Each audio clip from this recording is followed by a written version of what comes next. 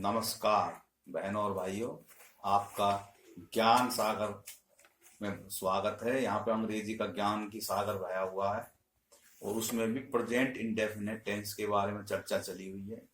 मैं affirmative sentence के बारे में वीडियो बना चुका हूँ।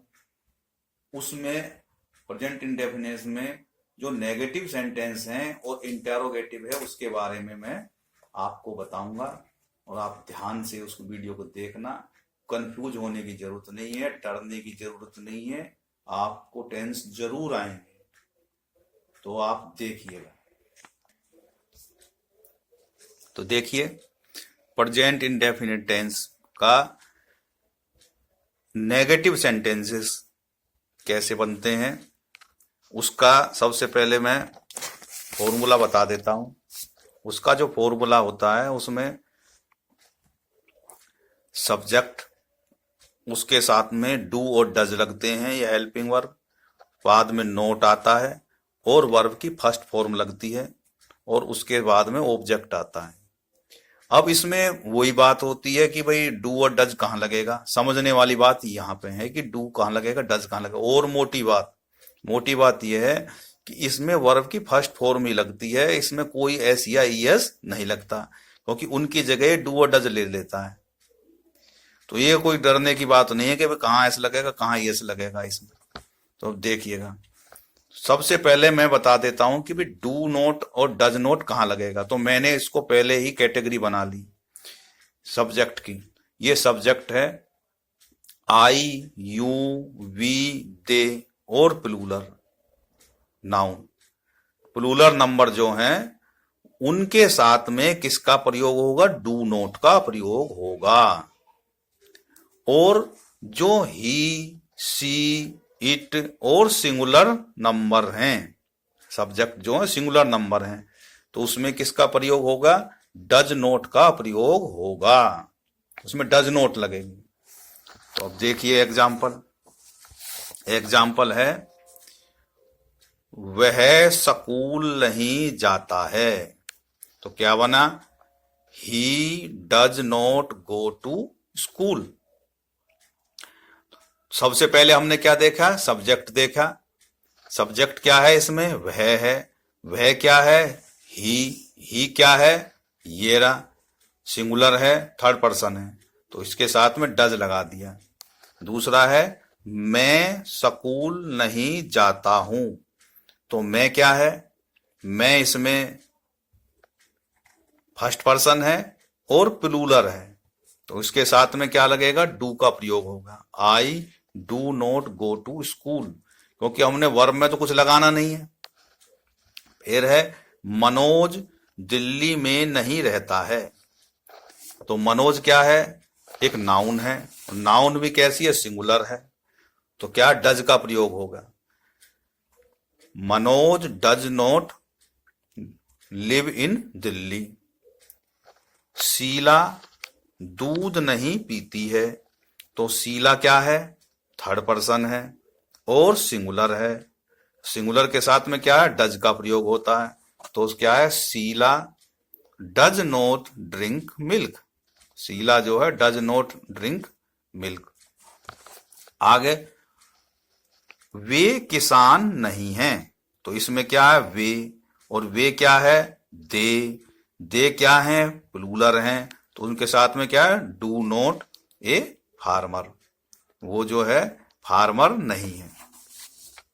आगे ये इसी हिसाब से जो है नेगेटिव सेंटेंस बनते हैं।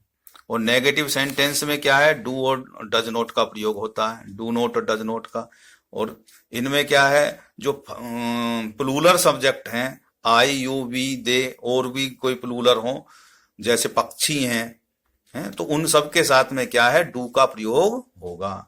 बाकी के साथ में क्या है? डज का प्रयोग होगा। तो ये ही इनकी मोटी थी पहचान। और जो समस्या आती थी कहाँ डू लगे कहाँ डज लगे, बाकी आसान है, डरने की बात नहीं है। दूसरा है आपका रूल फॉर इंटेरोगेटिव सेंटेंसेस।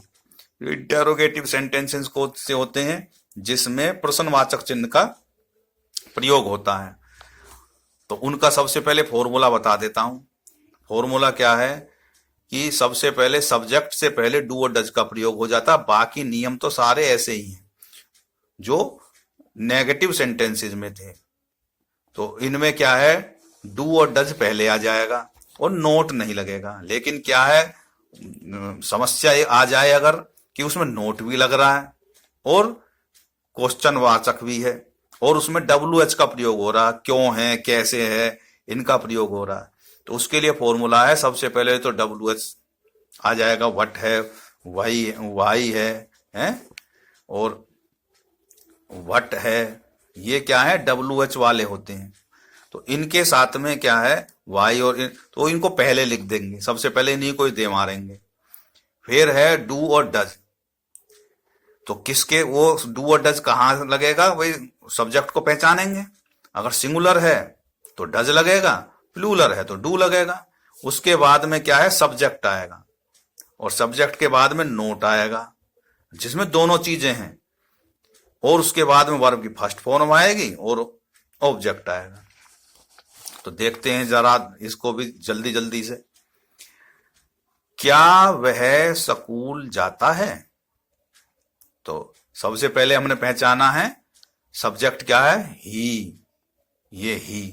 तो ही क्या है, सिंगुलर है, तो उसके साथ में डज का प्रयोग सब्जेक्ट से पहले आएगा। He does he go to school, क्योंकि वर्ब में कुछ लगेगा नहीं तो डायरेक्ट वर्ब लिखी जाएगी। आगे है वह स्कूल क्यों नहीं जाता है। अब ये दोनों आगे ना, दोनों आगे, इसमें WH भी है और तो सबसे पहले WH लेंगे वाई। तो वह कौन है, थर्ड पर्सन है और क्या है, सिंगुलर है। तो क्या है, डज का प्रयोग होगा, why does he not go to school. फिर है क्या बालक पानी में तैरते हैं, क्या बालक पानी में तैरते हैं, तो क्या, do boys swim in water. आगे है क्या आपको सर्दी लगती है, तो इसमें क्या है, आपको क्या, you, do you feel cold. क्या तुम पलवल में रहते हो, तो पलवल एक शहर का नाम है और जो शहर का नाम क्या है, अब तुम है इसमें, तो तुम क्या है, तुम प्लूरल है, तो उसके साथ में डू का प्रयोग होगा, do you live in Palwal. तो इस तरीके से ये सेंटेंसेस बनेंगे। देखो अभ्यास करने से याद होगा, बगैर अभ्यास करने से कुछ नहीं है।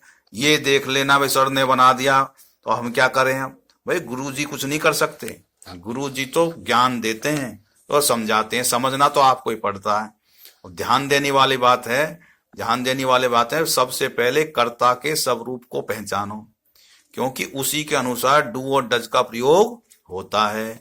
और उसका स्वरूप क्या है, आई, यू, वी, दे और प्लूरल, इनके साथ में क्या लगता है, डू का प्रयोग होता है या डू नॉट का। अब ये है स्टेप है, जैसे डांस के स्टेप होते हैं कि भाई कोई आगे नाचता हाथ करके, कोई पीछे नाचता है, तो ऐसे इसमें है स्टेप क्या लगेगा। जो नोट वाले में नेगेटिव सेंटेंस में डू नोट क्या है, सब्जेक्ट के जो है बाद में आएगा। और अगर वे हैं इंटेरोगेटिव वाले हैं तो डू और डज का प्रयोग कहाँ होता है, सब्जेक्ट से पहले होता है, सब्जेक्ट से पहले डू और डज का प्रयोग हो रहा है। तो ये ध्यान देने वाली बात है कि सबसे पहले तो हमने उसका सब्जेक्ट के स्वरूप को पहचानना है कि भाई उसका वो क्या है, फर्स्ट पर्सन है या सेकंड पर्सन है या सिंगुलर है, प्लूरल है। तो ये ध्यान में रखते हुए हम अभ्यास करते रहेंगे। अब दिन में 3-4 बार अभ्यास करना है अपने आप कॉन्फिडेंस से, तो कॉन्फिडेंस आता है तो उसके बाद में सब कुछ क्लियर हो जाता है। तो अब ये वीडियो यहीं समाप्त करते हैं।